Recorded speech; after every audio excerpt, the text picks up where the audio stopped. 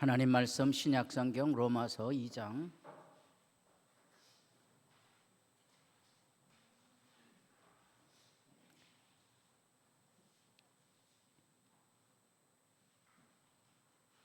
로마서 2장 25절입니다. 내가 율법을 행하면 할례가 유익하나 만일 율법을 범하면 내 할례는 무할례가 되느니라. 그런즉 무할례자가 율법의 규례를 지키면 그 무할례를 할례와 같이 여길 것이 아니냐. 또한 본래 무할례자가 율법을 온전히 지키면 율법 조문과 할례를 가지고 율법을 범하는 너희를 정죄하지 아니하겠느냐. 무릇 표면적 유대인이 유대인이 아니요 표면적 육신의 할례가 아느니라. 29절 다 같이 보겠습니다. 오직 이면적 유대인이 유대인이며 할례는 마음에 할지니 영에 있고 율법 조문에 있지 아니한 것이라. 그 칭찬이 사람에게서가 아니요 다만 하나님에게서니라. 아멘.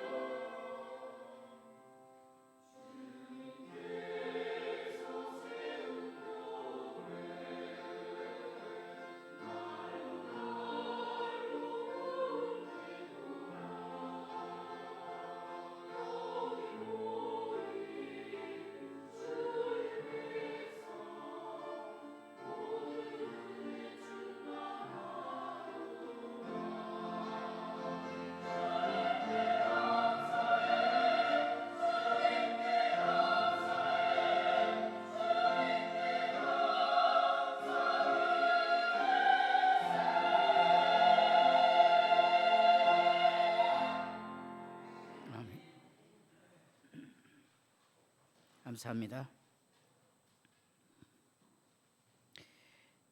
옆에 있는 분들하고 인사를 나눠보겠습니다. 여호와 샬롬. 하늘의 평화가 있기를 바랍니다.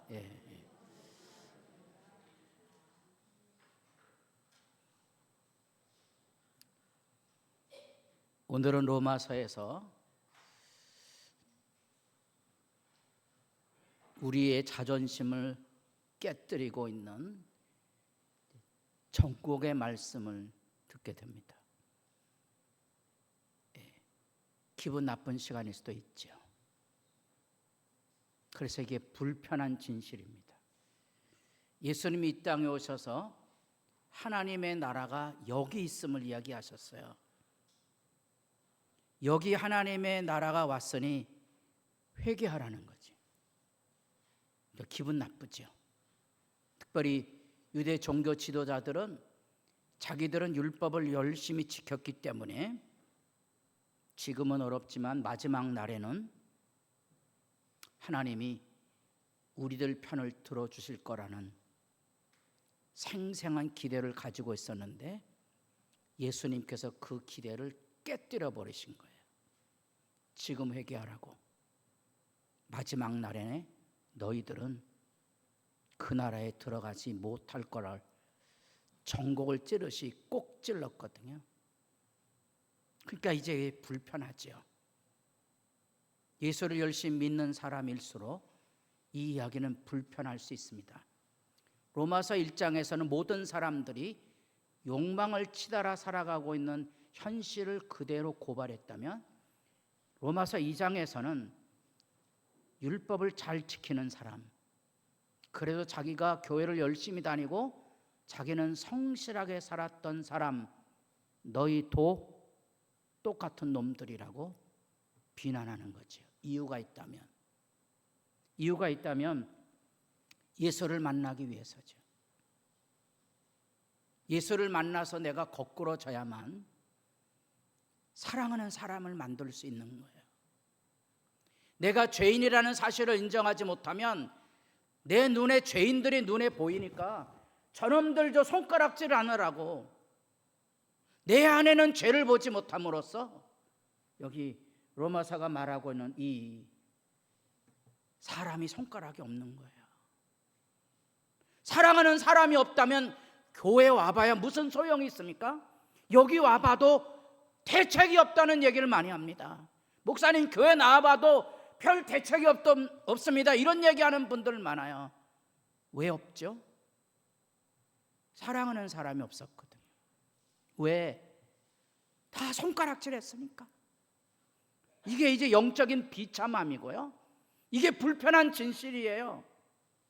우리가 지금 누가복음을 읽고 있습니다만 18대 동안 꼬부라져서 신음하는 귀신 들린 여인을 안식일날 예수님이 고쳤다고 길길이 뛰는 거예요.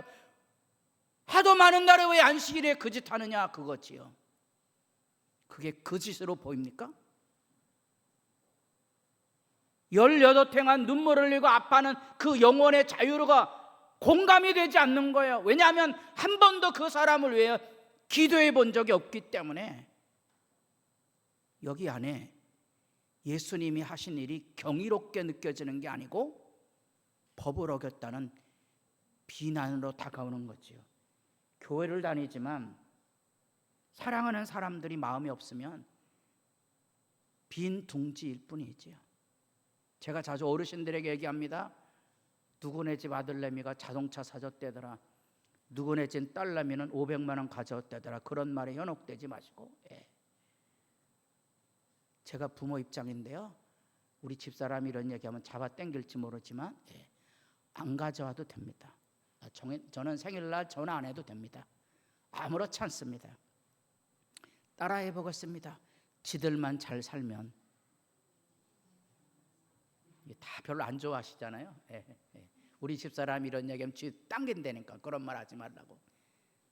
생일에 현찰 팍팍 가져와야지. 아니야. 가져오면 좋죠.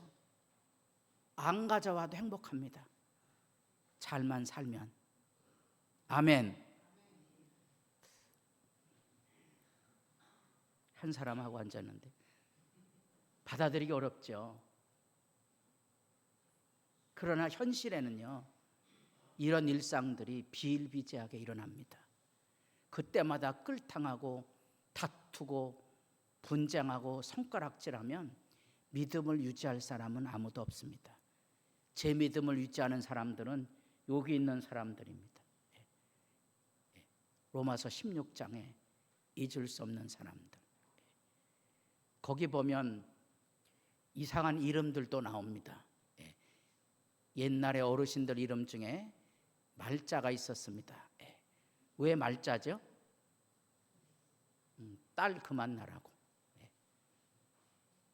꼭지란 분도 계세요.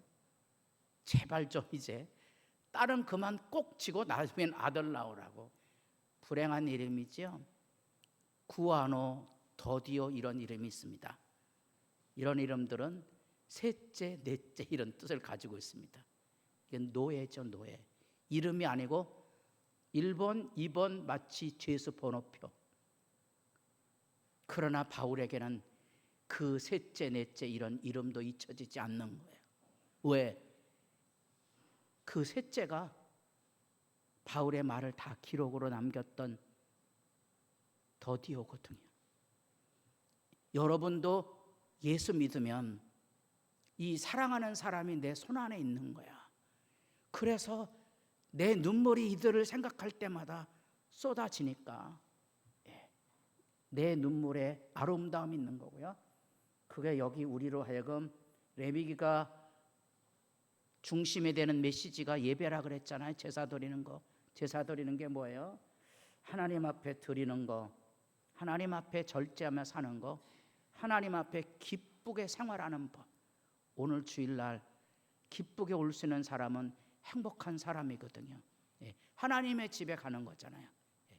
잘 차려입고 오시고요. 뭐 하나라도 다 들고 오세요. 그리고 뭐 하나도 하나님 앞에 봉사할 수 있는 헌신의 시간이 있는 사람이 행복한 사람입니다. 오늘 끝나고 신방도 하시고요. 어려운 사람 돌아보시고 인사도 하십시오. 그게 주의를 지키는 거예요. 예배 시간 다 드렸다고요? 아마 천국에 가면 깨질지 모릅니다. 아니, 들어가지 못할 수도 있죠. 왜냐하면 나는 유대인이야. 나는 교회 이만큼 열심히 했어. 내가 부모인데 내가 너를 어떻게 키웠는데, 이런 특권과 오만에서 빨리 벗어나야 되고요. 자기들은 율법을 가지고 있고 자기들은 율법을 가르친다는 거예요. 스스로 선생이 되지 마라. 많이 선생이 되려고 하지 마라. 너희들이 가르친 만큼만 살아라 하는 거지. 세상이 목사를 욕할 때 하는 말입니다. 네가 설교한 만큼만 살으라고. 그것이 우리들이 살아가고 있는 시대 앞에 우리가 왜 엎드러져야 하는 분명한 이유입니다. 왜 목회자들이 행복하지 않을까? 자기가 설교한 만큼만 살면 됩니다. 왜 교인들이 교회 나오는데 행복하지 않을까?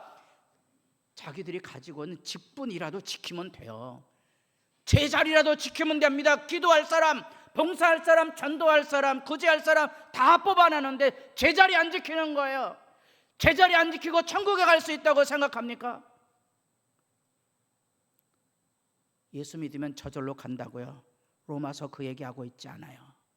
여기 분명히 회개하라고 말씀하고 있는 거거든요. 여기 분명히 회개하라고 말씀하고 있는 거거든요.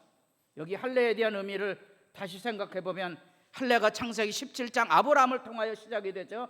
하나님이 또 아브라함에게 이르시되 너는 내 언약을 지키고, 15장에서 하나님과 아브라함이 언약을 맺었어요. 그래서 아브라함이 하나님의 그 언약의 말씀을 믿으니 하나님께서 의롭다 하셨는데, 그 언약을 증표로 남기는 게 할례예요. 그런데 할례를 받았다고 언약 백성이 되는 게 아니고, 언약 백성은 하나님의 약속의 말씀을 지켜야 되는 거예요.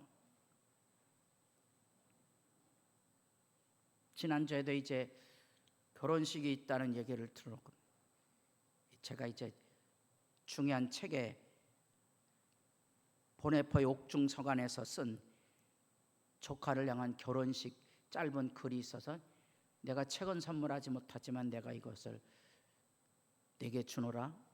빨간 펜으로 딱 중요한 구절들을 적어서 나눠줬어요. 그 구절 핵심이 그거예요. 사랑이 우리들의 결혼을 보증해 주는 게 아니고 하나님의 언약이 우리들의 결혼을 보증해 주는 거지요. 하나님의 언약 안에 있어야 하나님의 사랑이 부음받고 그 사랑이 부음받아야 결혼을 지킬 수 있는 사랑의 유대를 지킬 수 있는 겁니다. 확대해 봅니다. 여러분들의 믿음은 하나님의 사랑이 부음받아야 지켜지는 거지, 여러분 마음에 교회 왔는데도 내가 주님 앞에 뭘 드릴 수 있을까 이 사랑이 마음이 없으면 교회를 아무리 열심히 다녔다고 큰 소리 쳐도 그 할례가 여러분들의 믿음을 보증하는 게 아니라는 거죠. 그래서 갈라디아에서에서 분명하게 말합니다. 할례를 받는다고 해서 의롭게 되는 게 아니고 그리스도 안에서 할례를 받았다고 큰 소리 치는 놈들아 그리스도에게서 끊어질 것이다, 이런 얘기하거든요. 우리 믿음은 사랑으로 역사하는 믿음으로 의로움에 이르고 천국에 가는 거지, 믿음 안에 역사하는 하나님의 사랑이 없다면, 내가 드리는 예배 안에 하나님의 사랑이 없다면 그건 거짓 예배에 지나지 않는 거죠. 로마서에는 이 이야기를 나중에 8장에 가면, 아마 8장은 1년 동안 할 건데요, 육신과 영에 대한 얘기를 이렇게 대조하고 있어요. 육신과 영, 육신은 죽이는 거고요, 영은 살리는 거예요. 여러분 마음에 사람을 사랑하고 살리고 돌보는 일에 마음이 열려져 있으면 영의 사람이고, 사람을 미워하고 불평하고 다투는 게 있으면 여러분들은 죽이는 악의 사람에 다름없다는 거예요. 육신의 생각은 하나님과 원수되고 하나님 법에 굴복할 수 없고요, 하나님을 기쁘시게 할 수 없으니까 하나님을 만나는 일이 별로 기쁘지도 않은 거죠. 이런 하나님을 기뻐하지 않은 사람들이 하는 일이 뭔고 하니 이 교회에서 폼 잡는 거거든요. 교회에서 왜 폼 잡는지 아세요? 이게 하나님의 기쁨이 없으니까 자기가 여기 왔다는 기쁨을 여기서 만들어야 돼요. 그래서 교회당을 멋있게 찍고 폼을 잡는 거예요. 우리 교회가 위대하다고. 새벽에 오신 분들 뭐 이제 선거철이 되면 이 교회당 안에서도 뭐 군수 후보도 오고 국회의원 후보도 오고 그럽니다. 그래서 교회에서 그런 사람들 오면 인사를 시키고 막 대단합니다. 폼 잡지 마셔야 돼요. 그래서 교회가 위대해지는 게 아닌 거예요. 이런 것들을 지금 바울이 얘기하고 있는 거예요. 여기 보세요.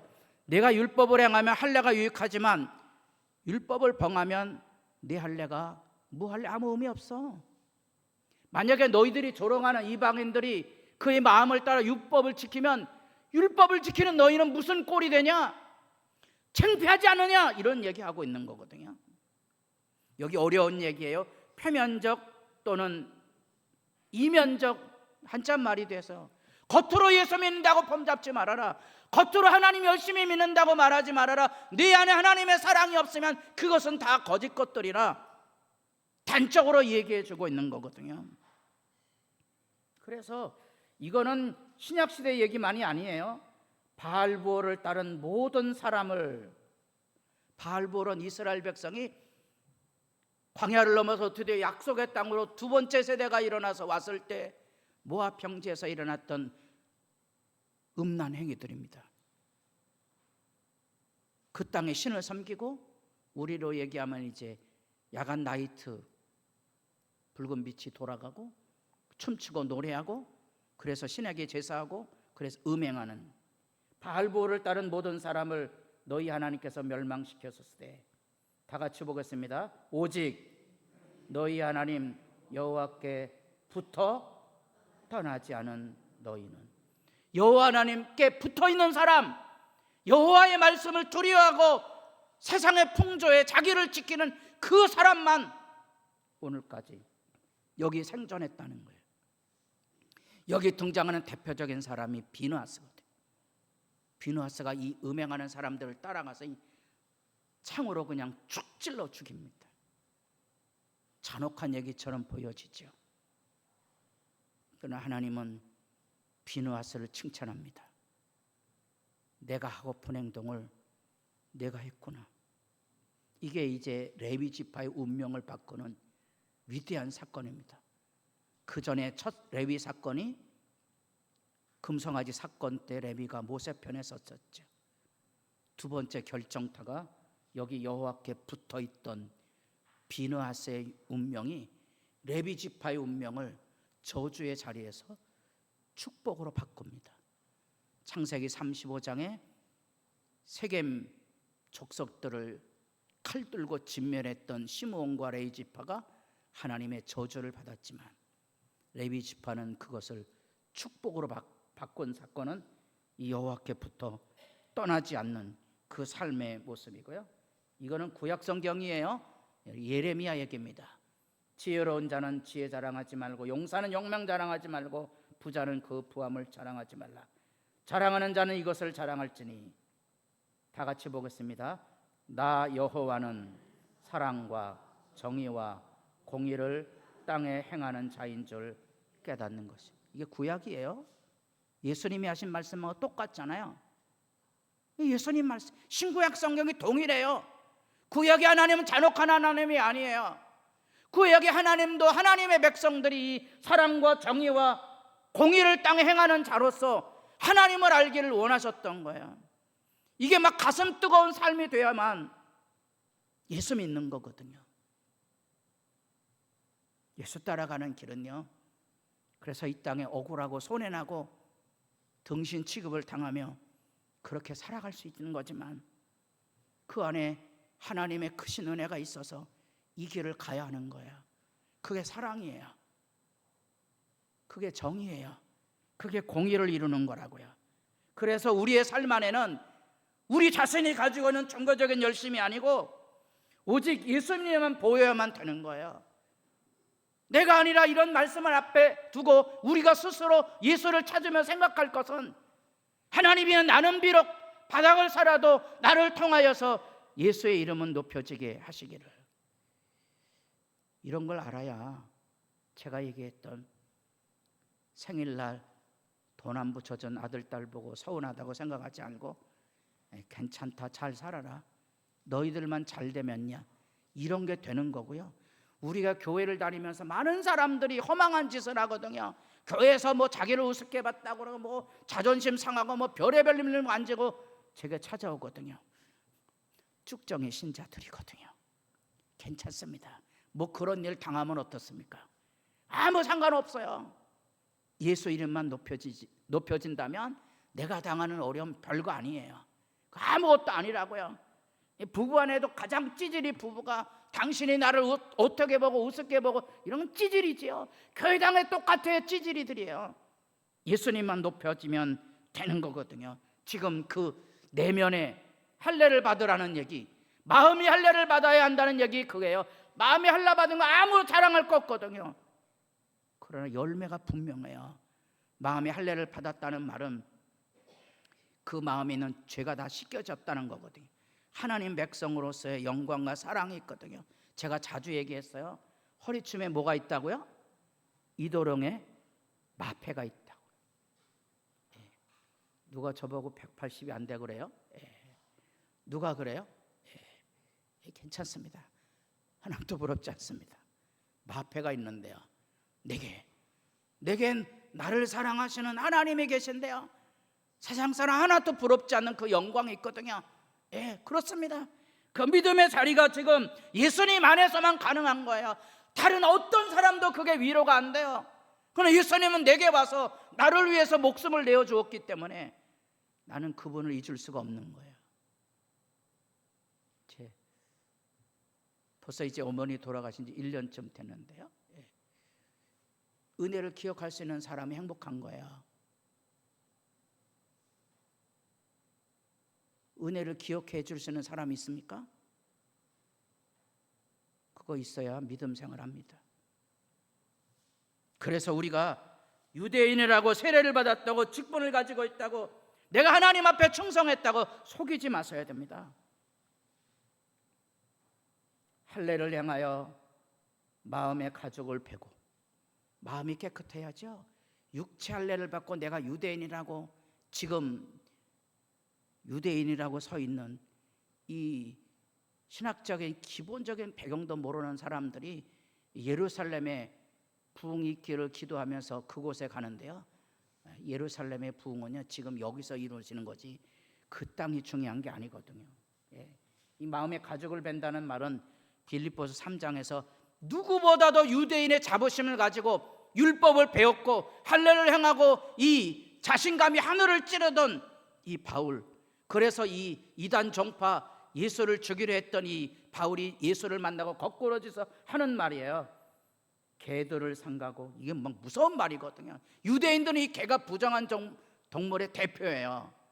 개들을 삼가고 행악하는 자들을 삼가고 몸을 상해하는 일, 아주 고상하게 번역했잖아요. 옛날 한글판에 이게 뭔지 아세요? 손할례당이에요. 왜냐하면 이 글은 아마도 바울이 만들어낸 용어예요. 성기에 가죽 잘랐다고 큰 소리 치는 놈들을 이런 얘기예요. 뭔 잘난 게 있다고 이런 얘기하고, 유대인들이 들으면 막 이런 죽일 놈하고 돌 던질 만한 얘기예요. 개들, 행악하는 자들, 몸에 할례를 받았다고 큰 소리 치는 놈들, 그런 놈들 조심해라. 진정한 할례당은 누구라고요? 하나님의 성령으로 봉사하고 그리스도 예수로 자랑하는 사람들이 진정한 할례당이라는 거예요.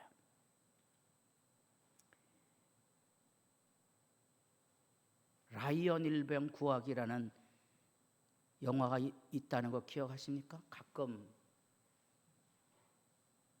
새해나 뭐 추석 때 방송에서 할 일 없으면 가끔 이제 재방송을 합니다. 라이언 일병 구하기. 유대인 스필버그 감독이 만들어서 세계적으로 유행했던, 이게 뭔가 하니 2차 대전 세계대전을 배경으로 했는데 아들 넷이 군대 갔는데 3명이 죽고 아들 하나 달랑 남아있는데 적군 포위 한가운데 떨어져 있는 거예요. 혼자 남아있는 거예요. 그래서 비밀 지령이 내려옵니다. 이놈 한 사람이라도 살려서 어머니에게 돌아가게 하자. 그래서 이 지금 무덤에 서 있는 밀러 데이가 8명의 특공대를 끌고 이 라이언 일병을 구하기 위해서 갑니다. 그 모순이죠. 이른 양 찾아가는 거하고 똑같은 거거든요. 아니 누구 어머니는 자식이 죽으면 서럽지 않은가? 그런데 한 사람을 구하기 위해서 8명이 갑니다. 8명이 가고 결국은 그 8명 대부분 6명까지 다 죽습니다. 그런데 마지막 이 밀러 대위가 이 라이언 일병에게 유품을 전해주면서 너를 구하기 위해 왔다. 그러니 너는 살아남아라. 그리고 잘 살아라. 그리고 그 대위는 죽습니다. 다행히 이 라이언 일병이 살아 돌아옵니다. 살아 돌아오고 매년 자기를 구해준 밀러 데이 앞에 무덤 앞에 여기 서 있습니다. 이렇게 말합니다.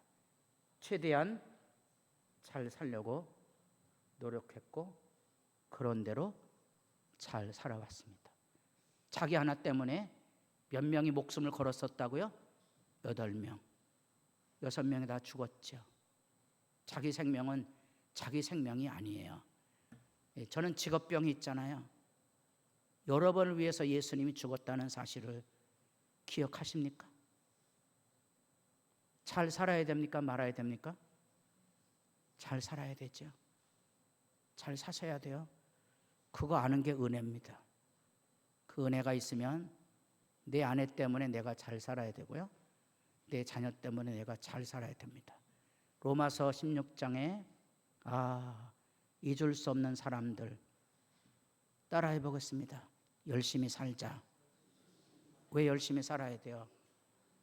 은혜 갚아야 되니까. 은혜 갚아야 되지 않습니까? 은혜 갚아야 되지요. 그러므로 이제부터 너희는 외인도 아니요 나그네도 아니요 오직 성도들과 동일한 시민이요 하나님의 권속이라.